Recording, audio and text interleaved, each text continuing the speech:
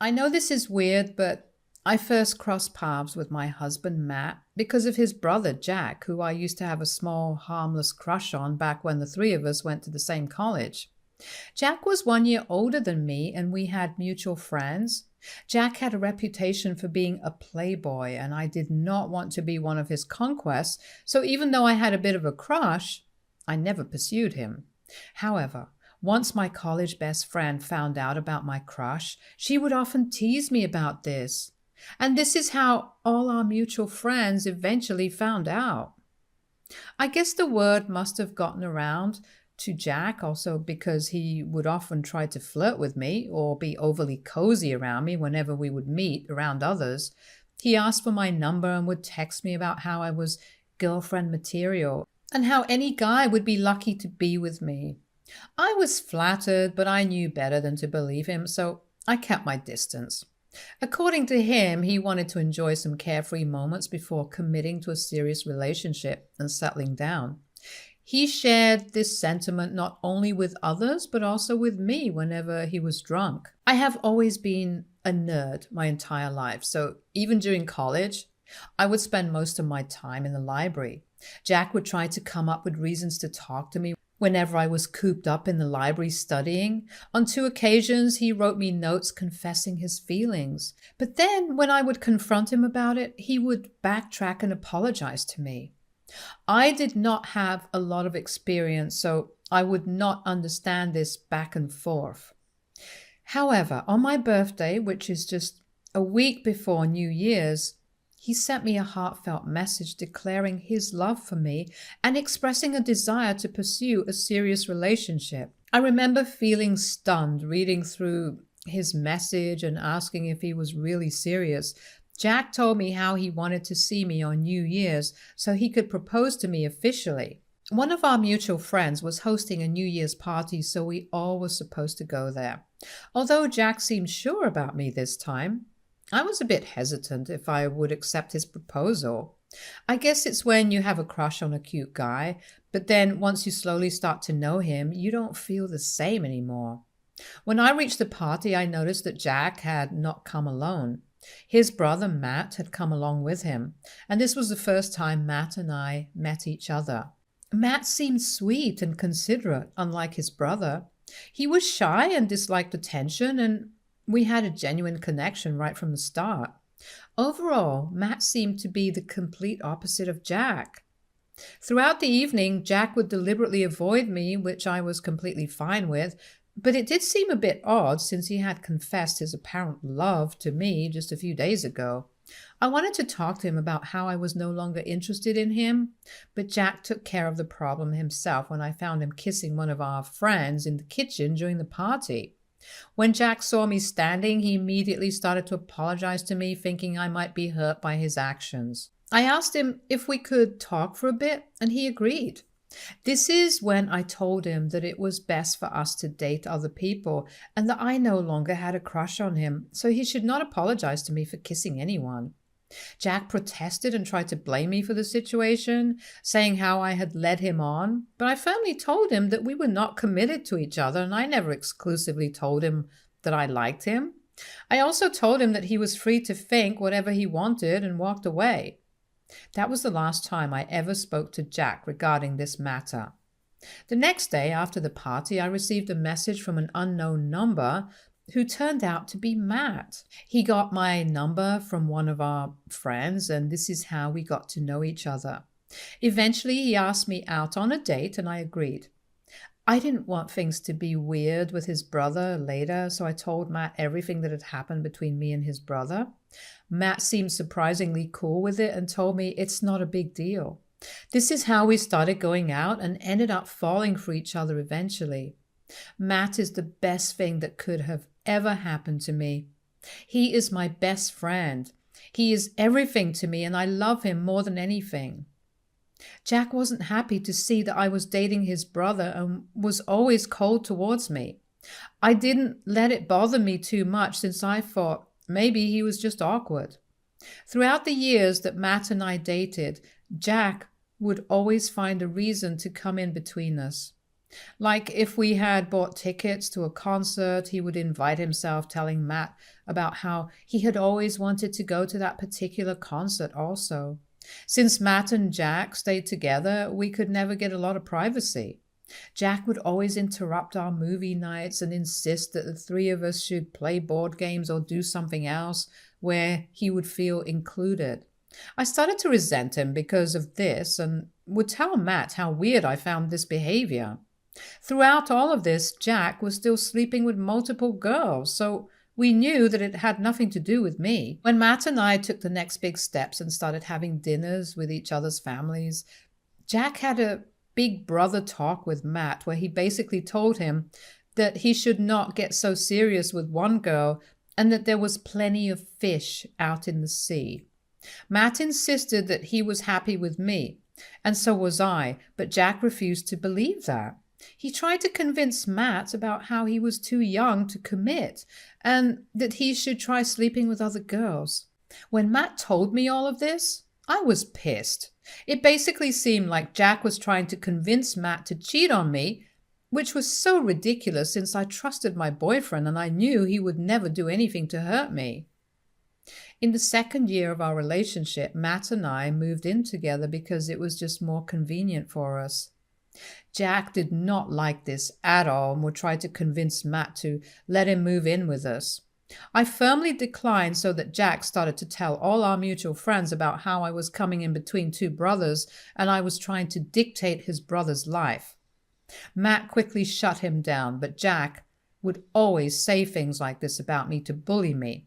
Once, when a group of us had gone to a bowling alley after our exams were done, he knowingly spilled his drinks on me after everyone complimented me about my shirt. Later, when I was trying to clean the mess, Jack came to me and apologized, telling me that I should not be wearing revealing clothes around him. I found his behavior so odd and creepy that night that I even contemplated breaking up with Matt since I did not know how to deal with his brother. Matt and I had a serious talk and I told him how uncomfortable his brother was making me day by day. Matt admitted that Jack's behavior did seem odd to me, so after that day we stopped hanging out with him. If Matt wanted to meet his brother, they would have one-on-one hangouts, but I stopped going out to group gatherings if Jack was invited. Obviously, our friends group started noticing this pattern, and word must have gotten around to Jack because after a few weeks, he sent me a long message apologizing to me for everything he had done. He assured me that he is happy for his brother and me and won't ever do anything to jeopardize it. Since that day, he seemed to stay true to his word. He no longer made me feel uncomfortable anymore. When Matt and I got married, he gave his best man speech and mentioned a bit about how he used to have a bit of a crush on me back in college and how he sacrificed for his brother. Everyone laughed because they thought it was sweet, but I was a bit mortified. Matt didn't seem to mind, so I decided to let this slide also. We had a great time at our wedding in spite of this. When Jack hit 30, he started catching a lot of flack from the family for not tying the knot and settling down. His parents would always urge him to find someone serious and stop sleeping around, but Jack would just laugh it off. Matt confided in me that he did find it strange that his brother had never gotten into a serious relationship with anyone. According to Matt, his brother was a good-looking guy, well off, and had a fun personality, so it was a bit odd that he was still flying solo. Matt would always try his best to talk to Jack in an attempt to convince him to give up his wayward lifestyle and settle down for something more serious. 2 years ago, on my birthday, my husband surprised me with a small party with my close family members and friends.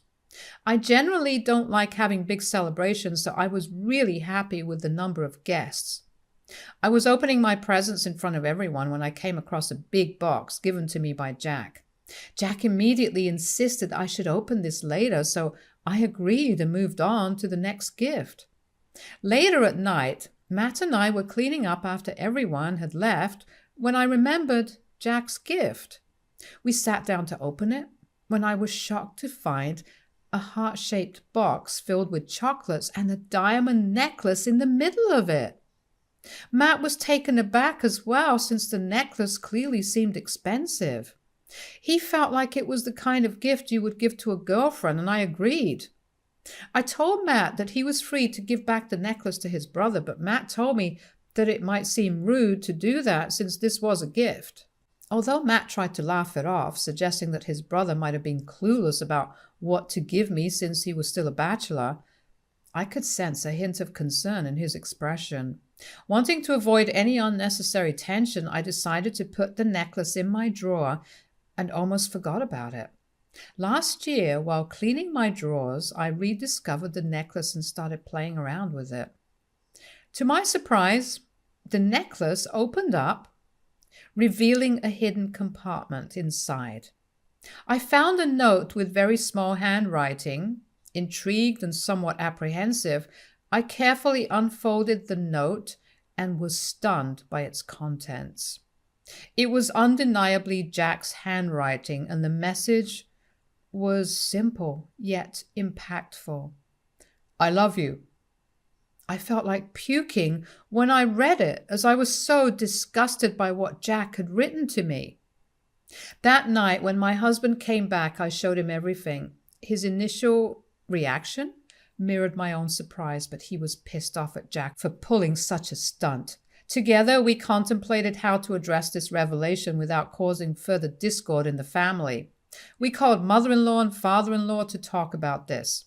Father-in-law was stunned after hearing this, but what I found suspicious was mother-in-law's lack of reaction.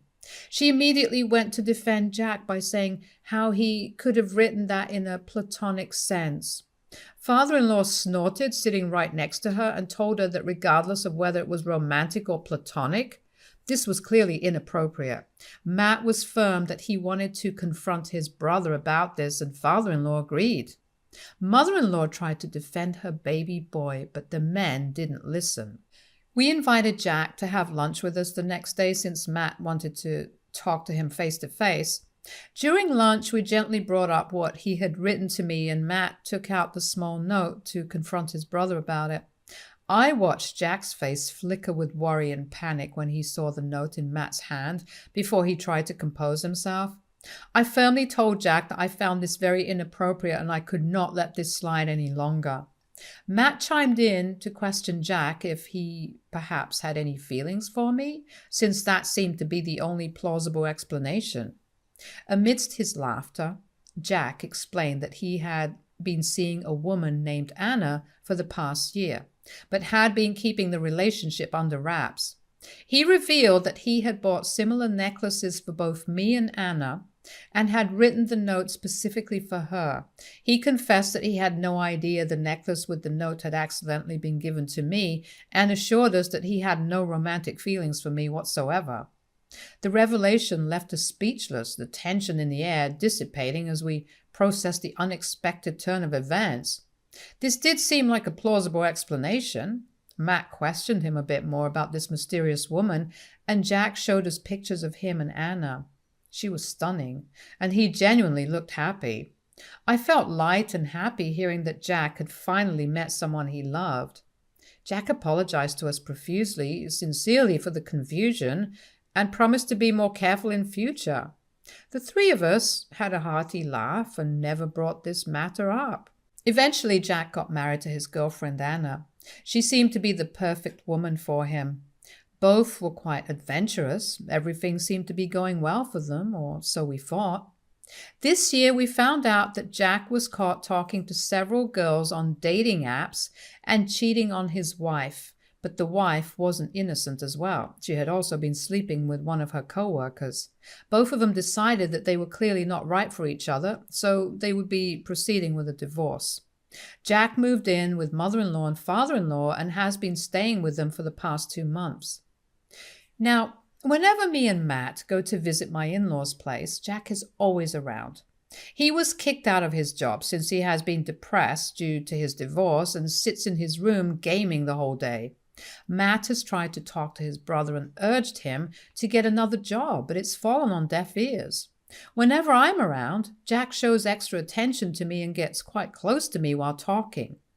At first, I didn't even notice this. For example, he was teaching me and Matt about one of his video games. He was learning to play the game when Matt received a very important call from work, so he excused himself. Jack sat down next to me trying to teach me.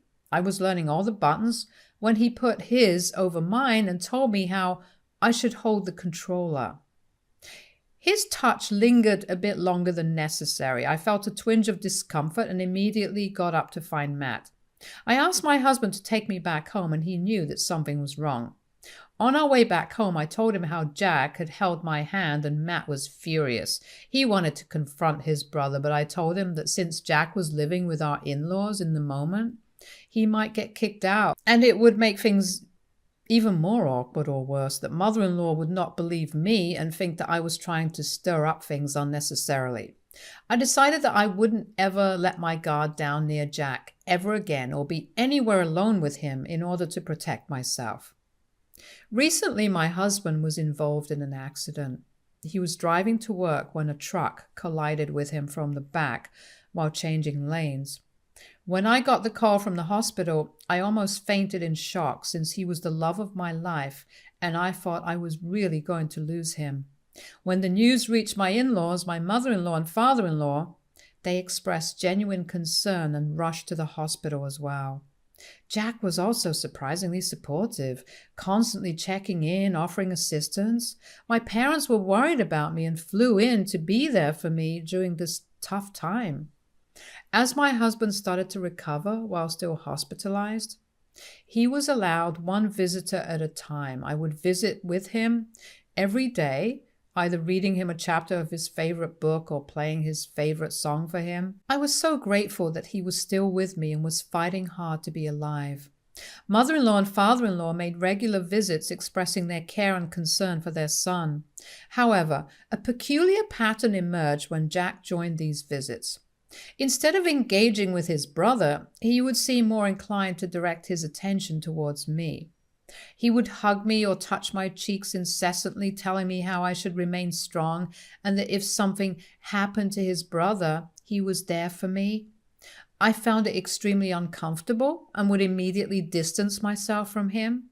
Mother-in-law would make Jack stay with me, telling me how I should not be alone at the hospital and that I needed to be around someone. Eventually, over the weeks, my husband started to recover. The doctors were happy with his miraculous progress, and despite a fractured leg, he was going to be okay overall. My parents were so happy for me, and only after they talked with my husband and were assured by the doctors that my husband was out of the danger zone did they fly back to their place. I was grateful that my parents had taken the time to even be with me. I would spend my evenings with my husband while he was recovering. During one of the hospital visits, my husband made a light-hearted joke about how, if something were to happen to him, I could still have his brother since they both looked so similar. I suddenly went quiet. My husband also might have understood that he went a bit too far with his jokes because he immediately started to apologize. I couldn't hold back my emotions any longer, so I burst into tears. My husband leaned forward to comfort me despite his multiple bandages. He looked really concerned. I explained to him how I would never be with his brother since I never loved him. I told him how I was tired of people not taking me seriously. My husband's brow furrowed in confusion, and he asked me who else didn't take me seriously. And this is when I finally opened up about my suspicion. I told my husband I suspected that Jack never moved on from me and had continued to harbor some kind of feelings for me. I told him about how he would behave whenever he came over for hospital visits, and I also talked about how I had a lingering suspicion that mother-in-law was in on it as well, since she clearly adored Jack and was trying to turn a blind eye on his behavior. My husband, realizing the gravity of the situation, apologized sincerely.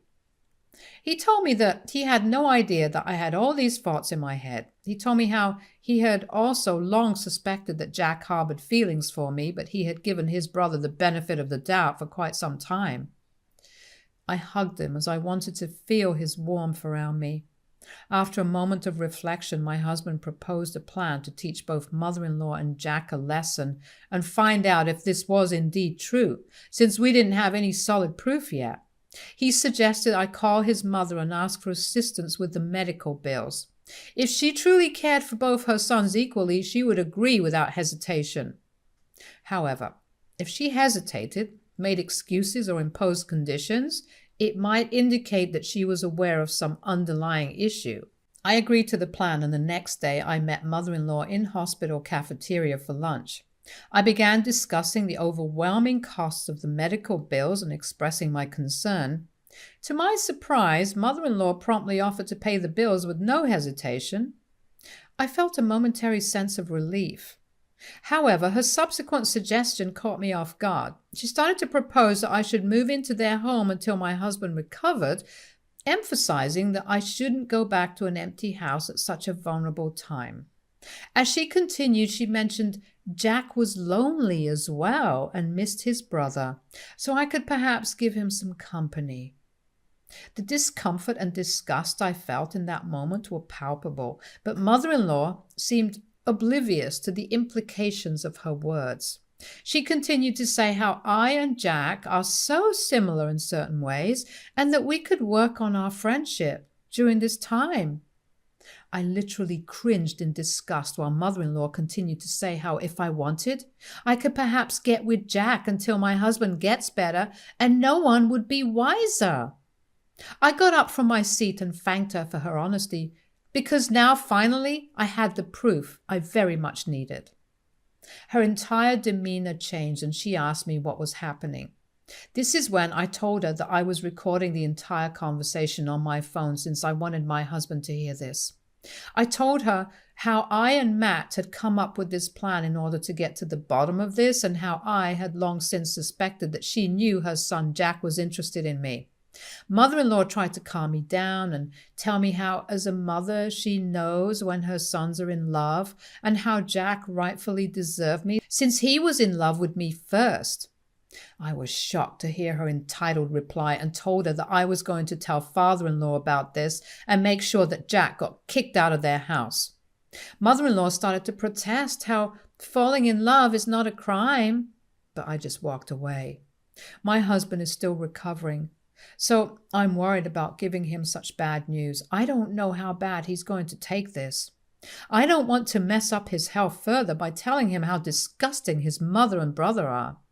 Mother-in-law has been sending me multiple messages about how I am trying to break up the family and how I need to just let it go, but I refuse to forgive her. Will I be an a-hole if I expose Jack and mother-in-law's plan all along to father-in-law? Update 1. My husband is getting better in the hospital, and I'm right here with him, reading comments on Reddit. It feels good that strangers understand what I've been through in the past few years. The comments remind me that I'm not alone and people get how complicated things are.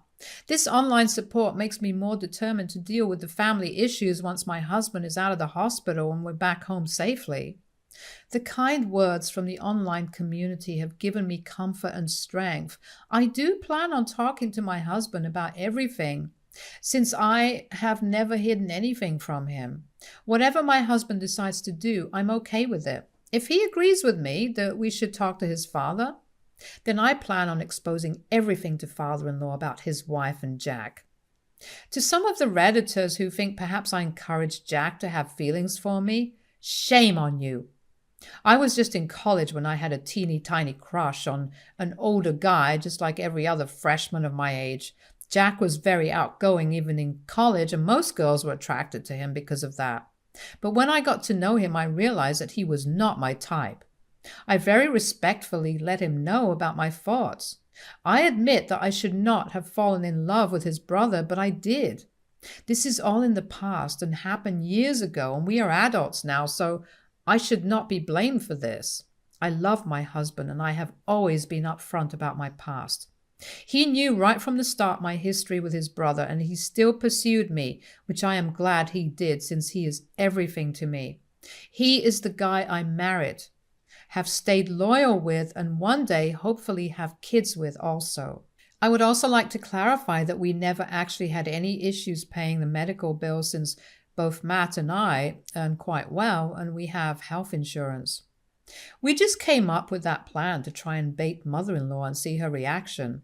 Unfortunately for her, she fell hook, line, and sinker for that plan and exposed what I had long since suspected. Looking back, mother-in-law did push me a lot to be close to Jack and would even make him sit next to me all the time during family dinners. I have no idea what possessed her to even think I could agree to her plans, but I don't want to waste any time thinking about them. As a woman, I'm so disgusted and repulsed by her thoughts and actions that I can never feel safe around her ever again. Update 2. It's been 1.5 months since I last updated anything. It has taken me some time since I've been busy with my husband's recovery. I am happy to write that he is finally home and almost completely recovered. He seems to be doing well. Yesterday I finally got up the courage to tell him everything. He already knew something was wrong since Jack hadn't even once visited him after my talk with mother-in-law. Although father-in-law regularly checks up, mother-in-law never calls my husband, and if father-in-law pushes her to talk, then she just asks a few questions to make it seem like she's interested. When my husband found out that mother-in-law had come up with such a ridiculous plan, he even burst out laughing. Then he heard the recording I had, and I could see the pain behind his eyes.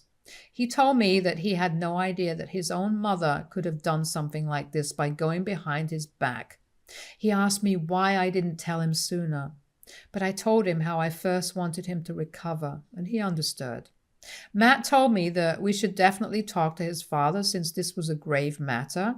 He expressed that what his mother had done was outright disgusting, and what his brother had done to me over the years was unforgivable. I was glad he shared my sentiment, and we have both agreed to talk to father-in-law tomorrow and tell him everything. I'm a bit nervous about how this will go, so wish me luck. Update 3.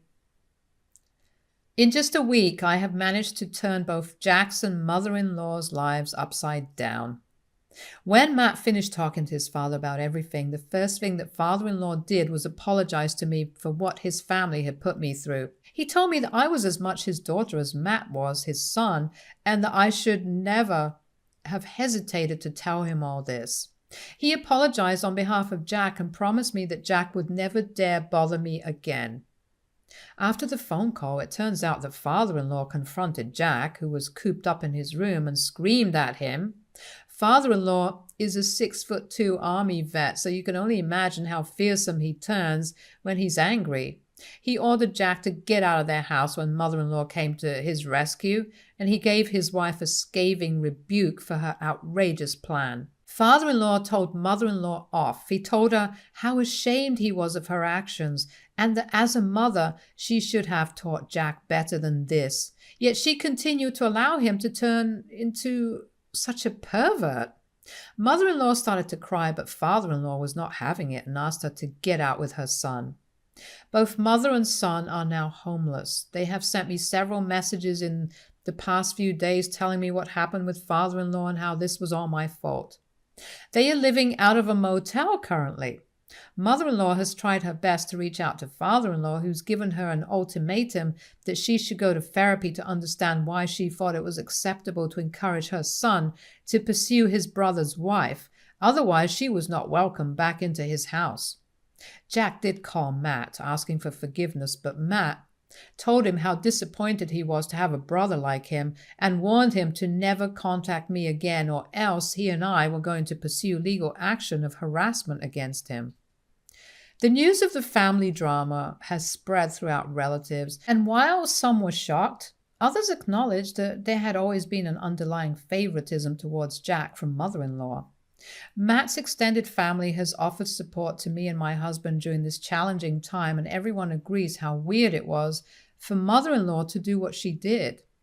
She's currently being shunned and taunted by everyone.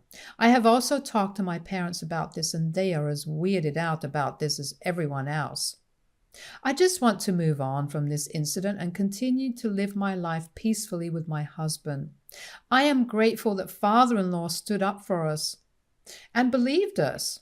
Choosing to cut ties with mother in law and Jack is the right decision, and my only desire is to proceed with living this wonderful life with my sweet husband by my side.